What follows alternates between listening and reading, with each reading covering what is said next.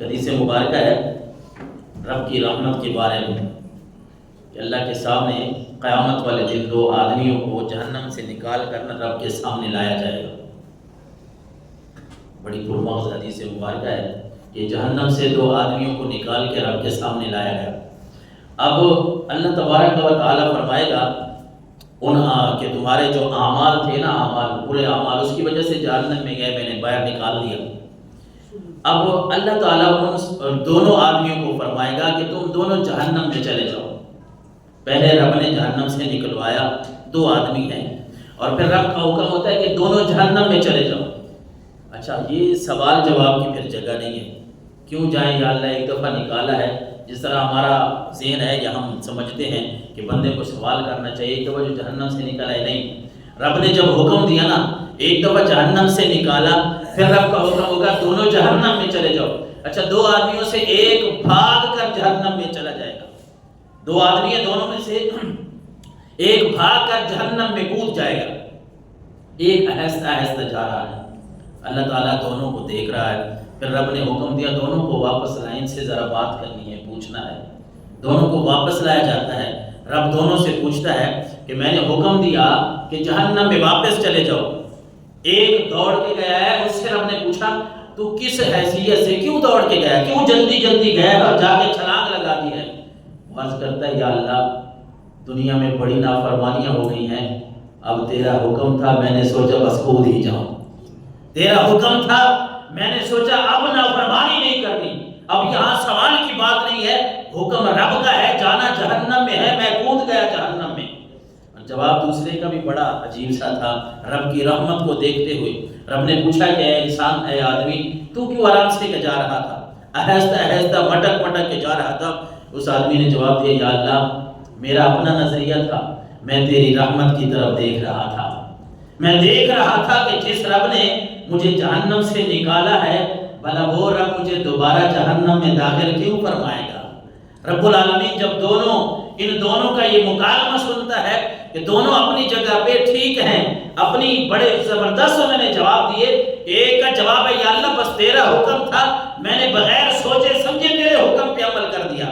اور دوسرے کا جواب ہے کہ یا اللہ، میں تو تیری رحمت کا انتظار کر رہا تھا کہ جس رب نے مجھے جہنم سے نکال دیا وہ کیسے مجھے جہنم میں داخل کرے گا؟ جب ان دونوں کی بات اللہ تبارک و تعالیٰ سنتا ہے تو رب العالمین کی طرف سے حکم ہوتا ہے کہ میں نے ان دونوں کی بخشش فرما دی ہے، ان کو جنت میں داخلہ نصیب کر دو۔ رب کی رحمت بڑی وسیع ہے، لیکن انسان جو ہے وہ اپنے اعمال کی درستگی کرے۔ ہمیں چاہیے کہ ہم اپنے اعمال کو، حضرت عبادہ بن صامت کے پاس ایک صحابی، ایک تابعی آئے اور ان کا آخری وقت تھا حضرت عبادہ بن صامت کا۔ تو حضرت عبادہ بن صامت نے فرمایا میں نے بہت ساری حدیثیں رسول اللہ سے سنی تھی، وہ تم تک پہنچا دی ہیں، ایک حدیث رہ گئی ہے، وہ میں تمہیں سناتا چلوں۔ حضرت عبادہ بن صامت حضور کے صحابی ہیں، ان کا آخری وقت چل رہا ہے، موت کا وقت ہے، اور وہ کہتے ہیں کہ میں نے ساری حدیثیں جو میرے پاس اللہ کے نبی کی باتیں تھیں وہ ساری میں نے تم تک پہنچا دی ہیں، بس ایک حدیث رہتی ہے، وہ میں بیان کر دیتا ہوں۔ اور وہ کون سی ہے؟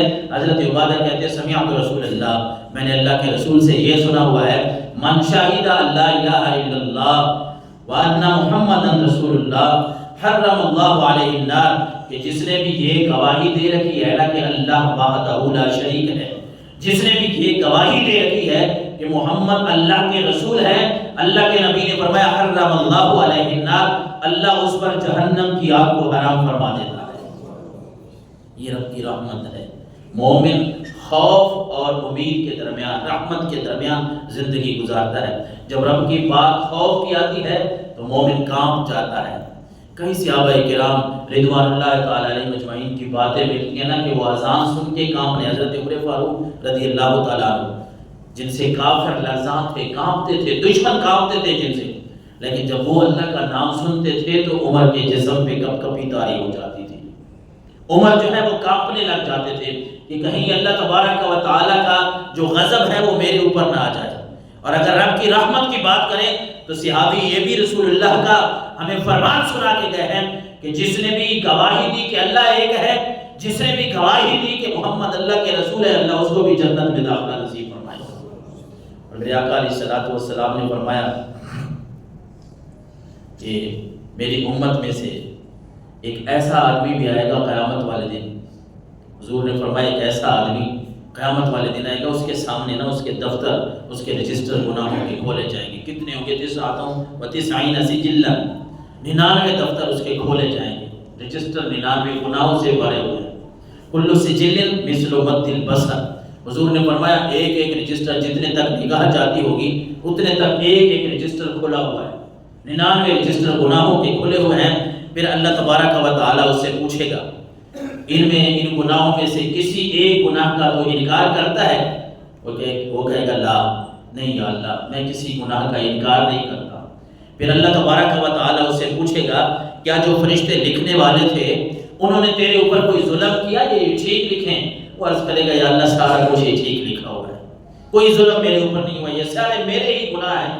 پھر اللہ تبارک و تعالیٰ اس سے پوچھے گا افلا کا عذر، کیا تیرے پاس کوئی اور بہانہ، کوئی اور عذر ہے، کوئی بات کرنا چاہتا ہے؟ یہ 99 رجسٹر دفتر جو تیرے کھلے پڑے ہیں ان کے اوپر کوئی بات کرنا چاہتا ہے، کوئی عذر، کوئی بہانہ ہے تیرے پاس؟ وہ عرض کرتا ہے لا یا اللہ کوئی بہانہ نہیں ہے، سارا کچھ ہی میرا ہے، یہ سارے گناہ میرے ہیں، سب کچھ یہ میرا ہے۔